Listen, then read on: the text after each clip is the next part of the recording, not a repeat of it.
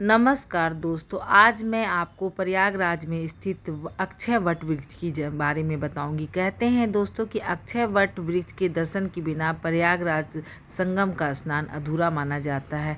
अक्षय अर्थात जिसका क्षय ना हो सके। तो ये अक्षय वट वृक्ष के पीछे एक पौराणिक कथा है। आइए दोस्तों, हम जानते हैं कि इसके पीछे कौन सी पौराणिक कथा है।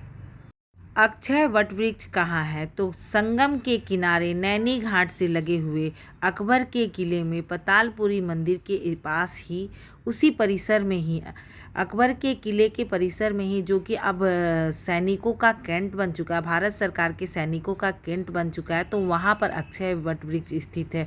ये कई साल पुराना प्राचीन मंदिर है और यह कई साल पुराना अक्षय वट वृक्ष है। युगों युगों पहले से ही अक्षय वट वृक्ष है। इसकी पूजा और दर्शन से मान्यताएं पूरी होती हैं। कहते हैं कि यहाँ पर इस पेड़ के नीचे जो कोई भी परिक्रमा लगाता है और मन्नतें मांगते हैं तो उनकी मनोकामनाएं पूर्ण होती हैं। बड़े बड़े मंत्री, संतरी, राजा, धीराजा भी इस वट वृक्ष के दर्शन के लिए आते हैं। फिलहाल तो ये साधु संतों के लिए ही सिर्फ परिक्रमा के लिए खोला जाता है और विशेष VIP लोगों के लिए खोला जाता है। ये आप किला का परिसर देख सकते हैं। ये अकबर के किले के अंदर का परिसर है और ये आपको यह संगम नैनी नदी के किनारे ये स्थित किला है और यहीं से आपको दर्शन के लिए अक्षय वट वृक्ष के पास जाना होगा। तो दोस्तों, पौराणिक कथा के अनुसार एक बार मतंग ऋषि ने भगवान विष्णु को अपना दिव्य रूप दिखाने के लिए कहा। तो भगवान विष्णु ने अपने भक्त की पुकार सुन करके उन्होंने क्षण भर में पूरे संसार को जलमग्न कर दिया और पूरा विश्व इस पानी में जलमग्न हो गया। लेकिन अक्षय वट वृक्ष उस पानी में नहीं डूबा। प्राचीन काल से इस वट वृक्ष के तोड़ फोड़ में बहुत सारे लोग लगे थे। कहते हैं ना कि एक समय में अकबर और औरंगजेब ने भी इस अक्षय वट वृक्ष को जलाने की कोशिश की, लेकिन उसके ऊपरी सिरे जल जाते थे, लेकिन उसका जड़ समाप्त नहीं होता था। एक पेड़ समाप्त होता था तो नीचे से जड़ से नई पेड़ उत्पन्न हो जाती थी। कहते हैं कि भगवान राम अपने वनवास काल में इसी अक्षय वट वृक्ष के नीचे 3 दिन विश्राम किए थे और इस अक्षय वट वृक्ष की पूजा और साधना की थी।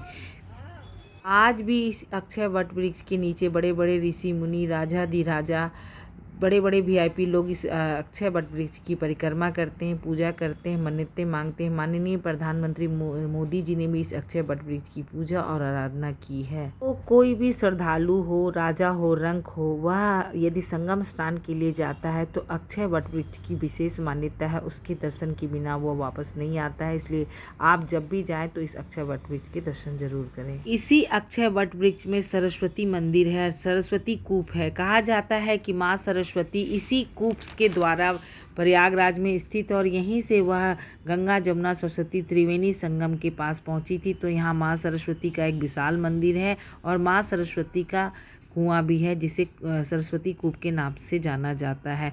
और यहाँ पे सेना का कैंट भी है। कुछ साल पहले कांग्रेस की सरकार में अक्षय वट वृक्ष आम जनमानस के लिए बंद कर दिया गया था, लेकिन भारतीय जनता पार्टी की सरकार आने पर यहाँ पे सभी श्रद्धालु को अक्षय वट वृक्ष के दर्शन की अनुमति दे दी गई है। तो ये सरस्वती कूप है और यहाँ पर आसपास परिसर में पाताल लोक मंदिर है, जिसमें 43 मूर्तियाँ भगवानों की हैं और तीर्थराज प्रयाग की भी मूर्ति है। यह मंदिर भूतल में है, मतलब धरती के नीचे परिसर में है। तो इस तरह आप अक्षय वट वृक्ष के दर्शन के साथ साथ पतालपुरी मंदिर का दर्शन कर सकते हैं और साथ ही लेटे हुए हनुमान जी की मंदिर की भी दर्शन कर सकते हैं, क्योंकि ये सारी मंदिर आसपास ही हैं।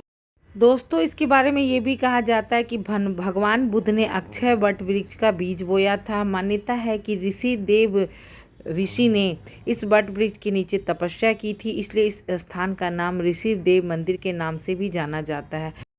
दोस्तों, फिलहाल मैं इस वीडियो का एंड करती हूँ।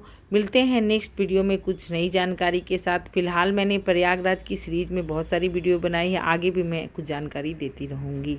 तो धन्यवाद दोस्तों, मिलते हैं नेक्स्ट वीडियो में कुछ नई जानकारी के साथ। तब तक के लिए नमस्कार दोस्तों।